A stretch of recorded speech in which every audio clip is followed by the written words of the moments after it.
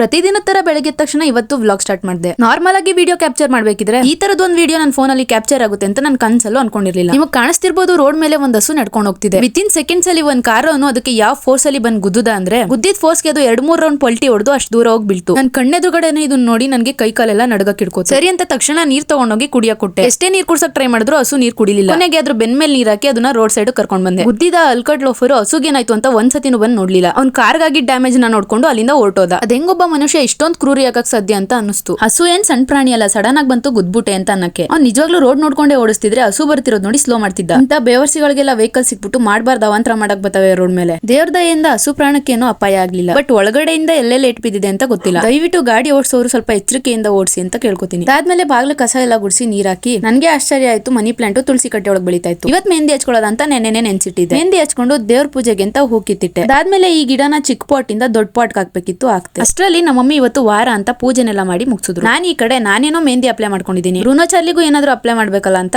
ಬೇವನ್ ಸೊಪ್ಪು, ಆಲೋವೆರಾ ಮತ್ತೆ ಅರ್ಶನ 3 ಸೇರಿಸಿ ನೀಟಾಗಿ ಗ್ರೈಂಡ್ ಮಾಡಿದೆ. ಅದು ನುಣ್ಣಗೆ ಒಂದು ಪೇಸ್ಟ್ ಆದ್ಮೇಲೆ ಬ್ರೂನೋ ಮತ್ತೆ ಚಾರ್ಲಿ ಇಬ್ರು ಕೂರಿಸ್ಕೊಂಡು ಅಪ್ಲೈ ಮಾಡಿದೆ. ಟುಡೇ ಮೈ ಬ್ರೂನೋಗೆ ಸ್ಪೆಷಲ್ ಟ್ರೀಟ್ಮೆಂಟ್. ಬ್ರೂನೋ ಅಲ್ಲ, ಇವಾಗ ಗ್ರೀನೋ. ಈ ಒಂದು ಪೇಸ್ಟ್ ನ ಅಪ್ಲೈ ಮಾಡೋದ್ರಿಂದ ಅವ್ರ ಸ್ಕಿನ್ ಅಲ್ಲಿ ಆಗೋ ಇಚ್ಚಿನೆಸ್, ರ್ಯಾಶಸ್ ಎಲ್ಲ ಕಮ್ಮಿ ಆಗುತ್ತೆ. ಅಷ್ಟೇ ಅಲ್ಲದೆ ಚಿಟ್ಟ, ಉಣ್ಣಿ ಎಲ್ಲಾನು ಸತ್ತೋಗುತ್ತೆ. ಇನ್ನ ಇದನ್ನ ಅಪ್ಲೈ ಮಾಡಿ 1/2-3 ಗಂಟೆ ಬಿಸಿಲಲ್ಲಿ ಬಿಟ್ಟು ಆಮೇಲೆ ಸ್ನಾನ ಮಾಡಿಸ್ಬೇಕು. ಹಚ್ಚಾದ್ಮೇಲೆ ಅದನ್ನ ನೆಕ್ಕೊಂಡ್ರೆ ತಲೆ ಕೆಡ್ಸ್ಕೊಬೇಡಿ, ತೊಂದರೆ ಇಲ್ಲ, ಅದರಿಂದನೂ ಒಳ್ಳೇದೇ ಆಗುತ್ತೆ. ಇದನ್ನ 15 ದಿನ ತಿಂಗಳಿಗೊಂದ್ಸತಿ ಮಾಡೋದ್ರಿಂದ ತುಂಬಾ ಬೆನಿಫಿಟ್ ಸಿಗುತ್ತೆ ಇದರಿಂದ. ಅವ್ರಿಗೆ ಅದನ್ನ ಅಪ್ಲೈ ಮಾಡಿ ಕೂರಿಸಿ ನಾನು ತಿಂಡಿ ಮಾಡಕ್ಕೆ ಅಂತ ಹೊರಟೆ. Today special onion and butter dosa.